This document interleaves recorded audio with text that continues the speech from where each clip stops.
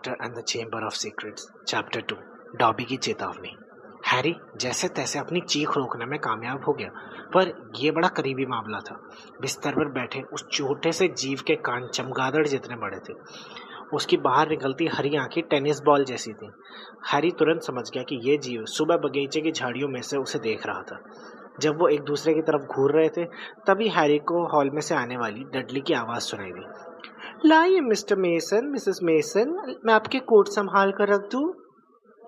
वो जीव बिस्तर से उतरा और उसने अभिवादन में सिर इतना नीचे झुकाया कि उसकी लंबी पतली नाक गलीचे पर छूने लगी। वो एक ऐसी चीज पहने था जो किसी तकिए के पुराने कवर जैसी दिख रही थी, जिसमें हाथ पैर डालने के लिए छेद कर दिए गए हों। हैरी ने परेशानी भरे अंदाज में कहा, हेलो हैरी पॉटर। उस जीव ने ऊंचे सुर वाली आवाज में कहा, जिसे सुनते ही हैरी को विश्वास हो गया कि यह आवाज सीढ़ियों से नीचे तक जरूर जाएगी। डॉबी बहुत समय से आपसे मिलना चाहता था सर, ये मेरे लिए सम्मान की बात है। धन्यवाद, हैरी ने कहा और दीवार के किनारे से चलते हुए अपनी कुर्सी में धंस गया। इस कुर्सी के पास ही बड़ा सा पिंजरा रखा था जिसमें हेडविग सो रही थी। हैरी पूछना चाहता था कि तुम क्या हो, फिर उसने सोचा कि असभ्यता होगी, तो पूछा, तुम कौन हो? उस विचित्र जीव ने जवाब दिया, डॉबी सर, सिर्फ डॉबी, एक घरेलू जिन। अच्छा, सचमुच? हैरी ने कहा, देखो मुझे गलत मत समझना, पर मेरे बेडरूम में घरेलू जिन के आने के लिए बहुत अच्छा समय नहीं है। ड्राइंग रूम में पेटूनिया आंटी की तेज बनावटी हंसी सुनाई दे रही थी। घरेलू जिन ने सिर लटका लिया। हैरी ने तुरंत कहा, नहीं ऐसी बात नहीं है, मुझे तुमसे मिलकर खुशी नहीं हुई, पर क्या तुम किसी खास कारण से यहाँ आए हो? ओह हाँ सर, डॉबी ने गंभीरता से कहा, डॉबी आपको बताने आया है सर। ये मुश्किल है सर, डॉबी समझ नहीं पा रहा कहाँ से शुरू करे। बैठ जाओ, हैरी ने बिस्तर की तरफ इशारा करते हुए विनम्रता से कहा। वो दहशत में आ गया जब घरेलू जिन फूट फूट कर रोने लगा और आवाजें निकालते हुए आंसू बहाने लगा। बैठ जाओ, घरेलू जिन धारे मार मार कर रो रहा था। कभी नहीं, कभी भी नहीं। हैरी को लग रहा था जैसे नीचे से आ रही आवाजें बीच बीच में रुकने लगी थी। वो फुसफुसाया, माफ करना, मैं तुम्हें दुखी नहीं करना चाहता। दुखी? और डॉबी को? घरेलू जिन की सांस अटक गई। डॉबी को कभी किसी जादूगर ने बैठने को नहीं कहा, वो भी अपने बराबर में अपने साथ।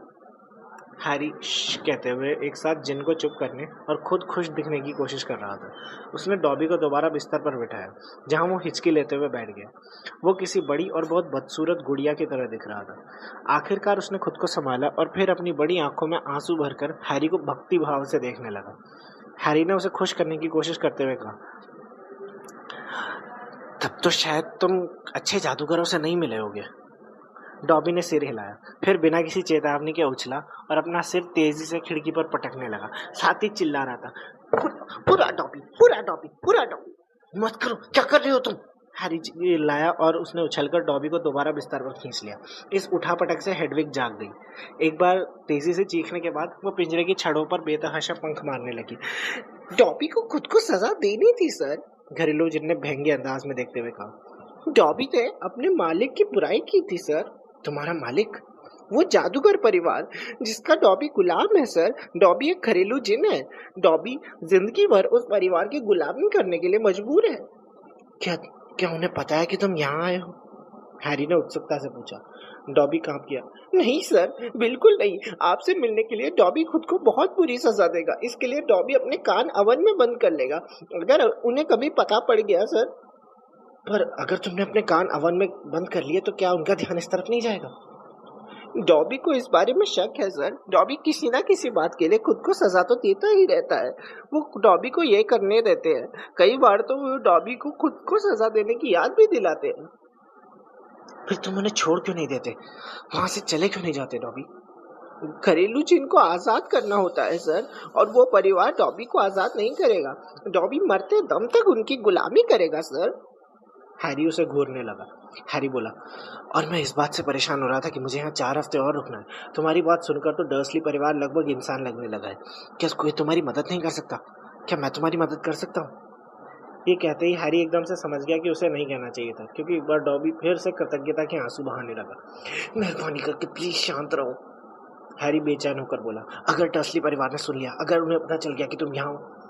हैरी पॉटर पूछ रहा है कि क्या वो डॉबी की मदद कर सकता है। डॉबी ने आपकी महानता के बारे में सुना था सर, लेकिन डॉबी को पता नहीं था कि आप इतने इतने दयालु हैं सर। हैरी का चेहरा लाल हो गया। उसने कहा, तुमने मेरी महानता के बारे में जो भी सुना हो सब बकवास है। मैं हॉगवर्ट्स में अपनी क्लास में फर्स्ट तक नहीं आया, हरमाइनी आई थी वो। लेकिन उसने वाकई अधूरा छोड़ दिया क्योंकि हरमाइनी के बारे में सोचना भी कष्ट दे रहा था। हैरी पॉटर कितना विनम्र और सज्जन इंसान है, डॉबी ने सम्मान से कहा। उसकी गेंद जैसी आंखें चमक रही थी। हैरी पॉटर ने उस जादूगर को हराने का जिक्र तक नहीं किया जिसका हम नाम नहीं लेते। हैरी बोला, वोल्डेमॉर्ट? डॉबी अपने चमगादड़ जैसे कानों पर हाथ ठोकते हुए दर्द भरी आवाज में बोला, उसका नाम मत लीजिए सर, नाम मत लीजिए। सॉरी, हैरी ने कहा, मैं बहुत से लोगों को जानता हूँ जो उसका नाम लेना पसंद नहीं करते। मेरे दोस्त रॉन। फिर एक बार वो रुक गया। रॉन के बारे में सोचना भी कष्ट देता था। डॉबी हैरी की तरफ झुका और उसकी आंखें किसी हेडलाइट जैसी चौड़ी दिख रही थी। वो भरे गले से बोला, डॉबी ने सुना है कि अभी कुछ सप्ताह पहले ही हैरी पॉटर उस शैतानी जादूगर से दूसरी बार टकराया था और एक बार फिर वो बच निकला। हैरी ने सिर झुकाया और डॉबी की आंखें आंसुओं से चमकने लगी। सर, उसने हाँफते हुए कहा। गंदे तकिए जैसी चीज जो उसने पहन रखी थी उसके कोने से मुंह पोंछते हुए बोला, हैरी पॉटर बहादुर और साहसी है। वो बहुत से खतरों को जीत चुका है, पर डॉबी हैरी पॉटर को बचाने आया है, उसे चेतावनी देने आया है, चाहे बाद में डॉबी को इसके लिए अपने कान ओवन में बंद करने पड़े। हैरी पॉटर को इस साल हॉगवर्ट्स जादू और तंत्र विद्यालय वापस नहीं जाना चाहिए। एक खामोशी छा गई जो सिर्फ नीचे की मंजिल से आ रही छुरी काटो और वर्नॉन अंकल की आवाजों से टूट रही थी। क्या? हैरी ने हकलाते हुए पूछा। पर मुझे वापस जाना ही होगा। स्कूल 1 सितंबर को शुरू होगा, इसी कारण तो मुझे ये सब बर्दाश्त करने की शक्ति मिल रही है। तुम नहीं जानते कि यहाँ रहना कितना मुश्किल है। मेरी जगह इन लोगों की दुनिया में नहीं है, मेरी जगह तुम्हारी दुनिया में, हॉगवर्ट्स में है। नहीं नहीं नहीं, डॉबी ने चू चू करते हुए कहा और इतनी तेजी से सिर हिलाया कि उसके कान फड़फड़ाने लगे। हैरी पॉटर को यहीं रुकना चाहिए जहां वो सुरक्षित है। वो इतना महान है, इतना नेक है कि उसे गंवाया नहीं जा सकता। अगर हैरी पॉटर हॉगवर्ट्स जाएगा तो उसकी जान को खतरा है। हैरी ने आश्चर्य से पूछा, क्यों? एक साजिश है हैरी पॉटर। इसी साल हॉगवर्ट्स जादूगरी और तंत्र विद्यालय में भयानक घटनाएं होने वाली है। डॉबी फुसफुसाया और अचानक कांप गया। डॉबी ये बात महीनों से जानता है सर। हैरी पॉटर को अपनी जान जोखिम में नहीं डालनी चाहिए। आपकी जान बहुत कीमती है सर। हैरी ने पूछा, कौन सी भयानक घटना है और कौन ये साजिश कर रहा है? डॉबी ने गला रूंधने जैसी अजीब सी आवाज निकाली और पागलों की तरह अपना सिर दीवार पर पटकने लगा। हैरी बोला, ठीक है। उसने डॉबी को रोकने के लिए उसकी बाह पकड़ ली। मैं समझ गया तुम नहीं बता सकते, पर मुझे चेतावनी क्यों दे रहे हो? अचानक उसके मन में एक अप्रिय विचार आया। ठहरो, कहीं इसके संबंध बोल, तुम जानते हो किससे तो नहीं है? तुम सिर्फ हाँ या ना में सिर हिला दो। उसने तेजी से जोड़ा। जब डॉबी का सिर एक बार फिर चिंताजनक रूप से दीवार के पास पहुंचा, डॉबी ने धीमे से इनकार में सिर हिलाया। नहीं, वो नहीं है जिसका नाम नहीं लिया जा सकता सर। पर डॉबी की आंखें चौड़ी थी और ऐसा लग रहा था जैसे वो हैरी को कोई सुराग देने की कोशिश कर रहा हो। बहरहाल हैरी को समझ में कुछ नहीं आया। उसका कोई भाई तो नहीं है? डॉबी ने एक बार फिर इनकार में सिर हिलाया। अब उसकी आंखें पहले से ज्यादा चौड़ी हो गई। तो फिर मुझे नहीं पता कि हॉगवर्ट्स में भयानक घटनाएं और कौन करवा सकता है। मेरा मतलब, एक बात तो यह है कि वहाँ डम्बलडोर है। तुम डम्बलडोर को जानते होगे, नहीं क्या? डॉबी ने सिर झुकाया। एल्बस डम्बलडोर हॉगवर्ट्स के अब तक के सबसे महान हेडमास्टर है। डॉबी ये बात जानता है सर। डॉबी ने यह भी सुना है कि जब आप जानते हैं कौन अपनी शक्तियों के शिखर पर था, तब भी डम्बलडोर से ज्यादा ताकतवर नहीं था। पर सर, डॉबी की आवाज बहुत महत्वपूर्ण फुसफुसाहट में बदल गई। ऐसी शक्तियां हैं जिनका डम्बलडोर कभी, ऐसी शक्ति है जिसका कोई भला जादूगर कभी, और इससे पहले हैरी उसे रोक पाए, डॉबी ने बिस्तर से कूदकर हैरी का टेबल लैंप उठाया और उसे अपने सिर पर मारने लगा। साथ में वो कान फाड़ने वाली चीखें भी निकाल रहा था। बुरा बुरा डॉबी, बुरा डॉबी, बुरा डॉबी। अचानक नीचे की मंजिल पर खामोशी छा गई। हैरी का दिल भागने लगा। 2 सेकंड बाद उसने सुना कि वर्नॉन अंकल हॉल में कहते हुए ऊपर आ रहे थे, लगता है डडली ने फिर एक बार अपना टीवी चालू छोड़ दिया, बदमाश बच्चा। जल्दी अलमारी में जाओ, हैरी ने फुसफुसाते हुए कहा।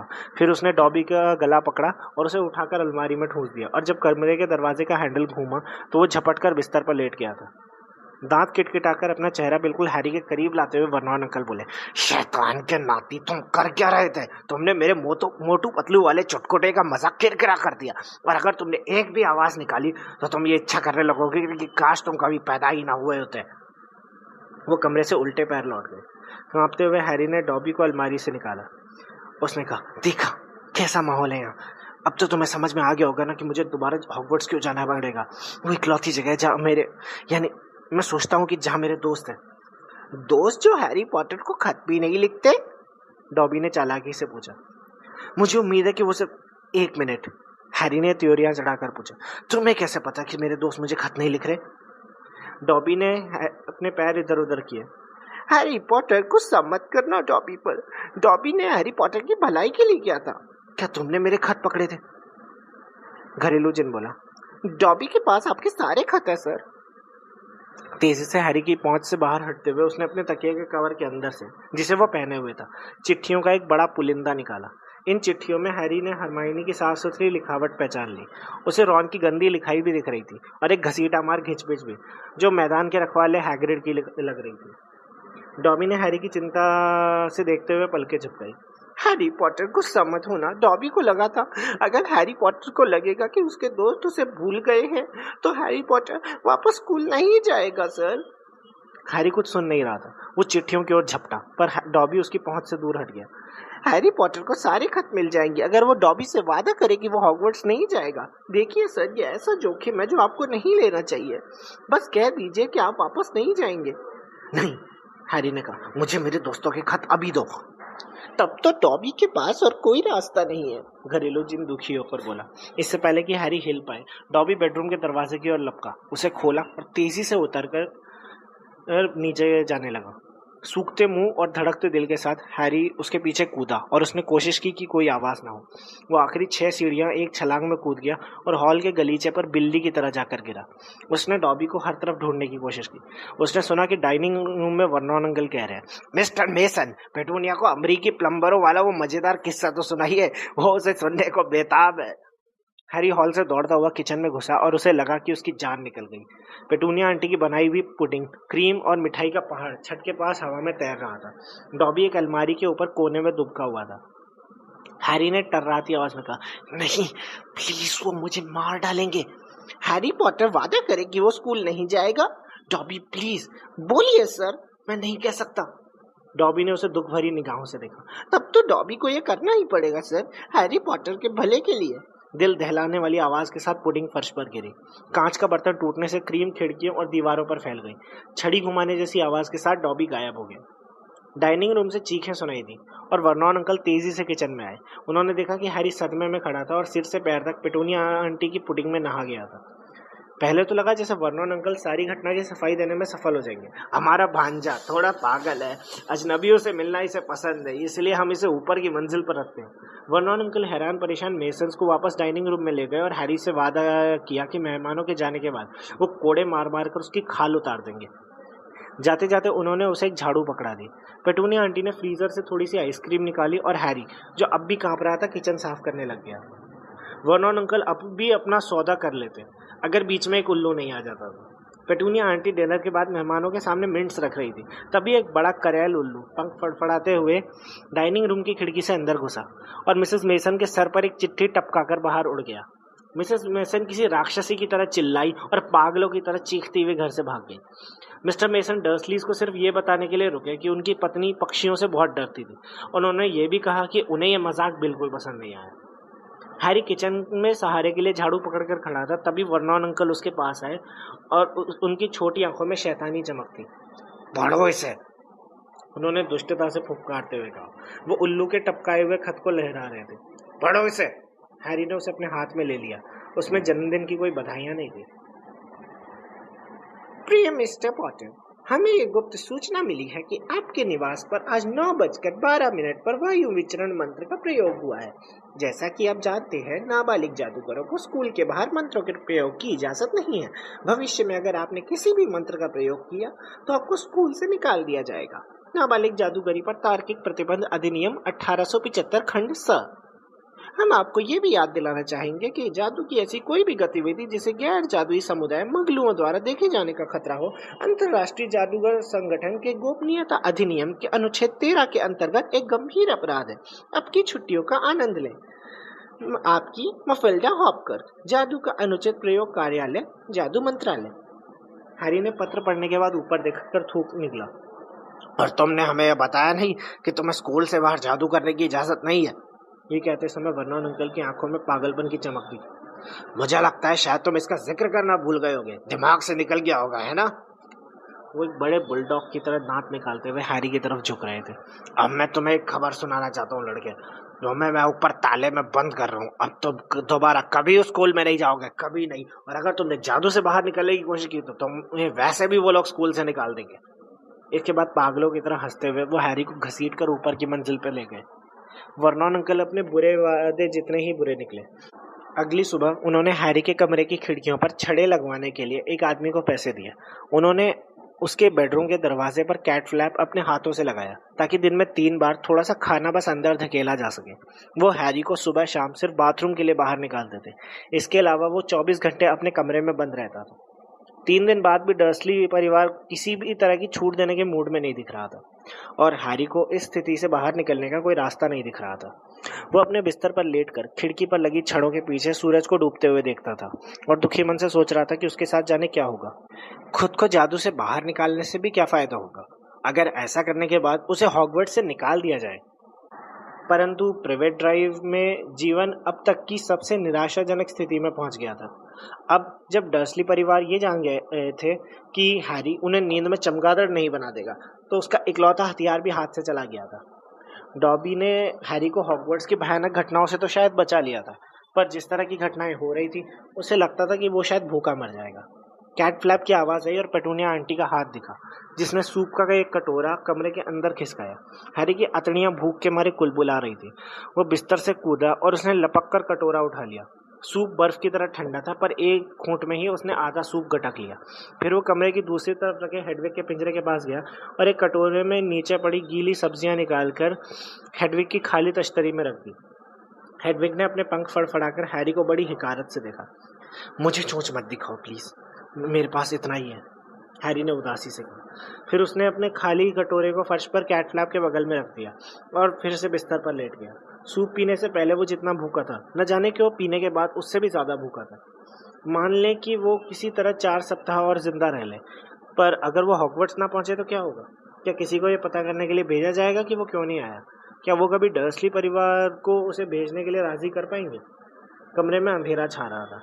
वो डरा हुआ था। उसका पेट भूख से कुलबुला रहा था। उसका दिमाग उन्हीं सवालों पर चक्कर गिननी हो रहा था जिनका कोई जवाब नहीं था। और फिर हैरी एक बेचैन सी नींद में सो गया। हैरी ने सपना देखा कि वो एक चिड़ियाघर में पिंजरे में कैद है। उसके पिंजरे पर लगे बोर्ड पर नाबालिग जादूगर लिखा है। लोग छड़ों के पार से उसे देख रहे हैं और वो भूखा और कमजोर हालत में भूसे के बिस्तर पर पड़ा हुआ है। उसे भीड़ में डॉबी का चेहरा दिखता है और वो मदद मांगने को चिल्लाता है, पर डॉबी बोलता है, हैरी पॉटर यहाँ सुरक्षित है सर, और गायब हो जाता। इसके बाद उसे डर्सली परिवार दिखता है और डडली उसके पिंजरे की छड़ों को खड़खड़ाते हुए उस पर हंस रहा था। जब खड़खड़ाहट से उसका सिर भन्नाने लगा तो हैरी बुद्ध गया। इसे बंद करो, मुझे अकेला छोड़ दो, मैं यहाँ सोने की कोशिश कर रहा हूँ। उसने आंखें खोली। चंद्रमा की रोशनी खिड़की की छड़ों के अंदर आ रही थी और छड़ों के उस पार से कोई उस तरफ देख रहा था। उसके चेहरे पर चकत्ते थे, बाल लाल थे और नाक लंबी थी। हैरी की खिड़की के बाहर रॉन वीजली था जो अंदर झांक रहा था।